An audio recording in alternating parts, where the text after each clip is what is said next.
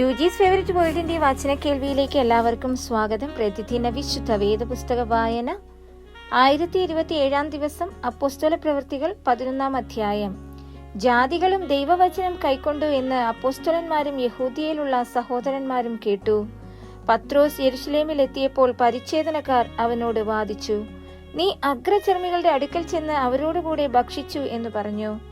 പത്രോസ് കാര്യം ആദ്യം മുതൽ ക്രമമായി അവരോട് വിവരിച്ചു പറഞ്ഞത്, ഞാൻ യോപ്പ പട്ടണത്തിൽ പ്രാർത്ഥിച്ചു കൊണ്ടിരിക്കുമ്പോൾ വിവശതയിൽ ഒരു ദർശനം കണ്ടു.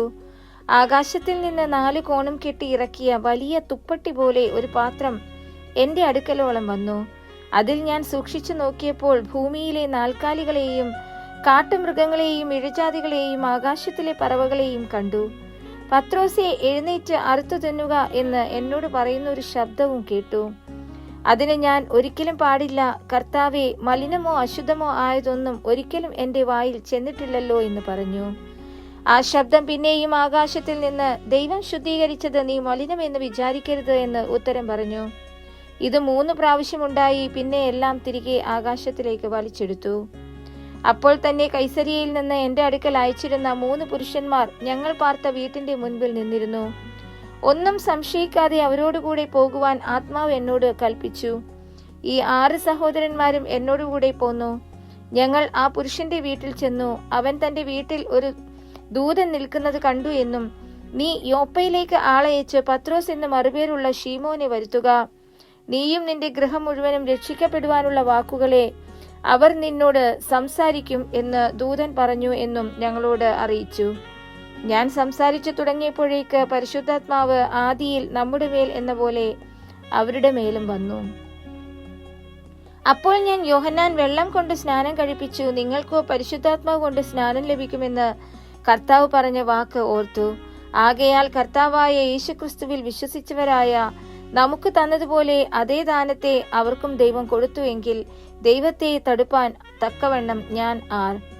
അവർ ഇത് കേട്ടപ്പോൾ മിണ്ടാതിരുന്നു. അങ്ങനെയായാൽ ദൈവം ജാതികൾക്കും ജീവപ്രാപ്തിക്കായി മാനസാന്തരം നൽകിയല്ലോ എന്ന് പറഞ്ഞ് ദൈവത്തെ മഹത്വപ്പെടുത്തി. സ്തേഫാനോസ് നിമിത്തം ഉണ്ടായ ഉപദ്രവം ഹേതുവാൽ ചിതറിപ്പോയവർ യഹൂദന്മാരോടല്ലാതെ മറ്റാരോടും വചനം സംസാരിക്കാതെ ഫൊയ്നിക്യ, കുപ്രോസ്, അന്ത്യോക്യ എന്നീ പ്രദേശങ്ങളോളം സഞ്ചരിച്ചു. അവരിൽ ചിലർ കുപ്രോസ്കാരും കുറേനക്കാരുമായിരുന്നു. അവർ അന്ത്യോക്യയിൽ എത്തിയ ശേഷം യവനന്മാരോടും കർത്താവായ യേശുവിനെ കുറിച്ചുള്ള സുവിശേഷം അറിയിച്ചു. കർത്താവിന്റെ കൈ അവരോടുകൂടെ ഉണ്ടായിരുന്നു. വലിയൊരു കൂട്ടം വിശ്വസിച്ചു കർത്താവിങ്കിലേക്ക് തിരിഞ്ഞു. അവരെക്കുറിച്ചുള്ള ഈ വർത്തമാനം യെരുശലേമിലെ സഭയുടെ ചെവിയിൽ എത്തിയപ്പോൾ അവർ ബർന്നബാസിനെ അന്ത്യോക്യയോളം പറഞ്ഞയച്ചു. അവൻ ചെന്നു ദൈവകൃപ കണ്ട് സന്തോഷിച്ചു. എല്ലാവരും ഹൃദയനിർണയത്തോടെ കർത്താവിനോട് ചേർന്ന് നിൽപ്പാൻ തക്കവണ്ണം പ്രബോധിപ്പിച്ചു. അവൻ നല്ല മനുഷ്യനും പരിശുദ്ധാത്മാവിനാലും വിശ്വാസത്താലും നിറഞ്ഞവനുമായിരുന്നു. വളരെ പുരുഷന്മാരും കർത്താവിനോട് ചേർന്നു. അവൻ ശൗലിനെ തിരവാൻ തർസോസിലേക്ക് പോയി. അവനെ കണ്ടെത്തിയാറെ അന്ത്യോക്യയിലേക്ക് കൂട്ടിക്കൊണ്ടുവന്നു.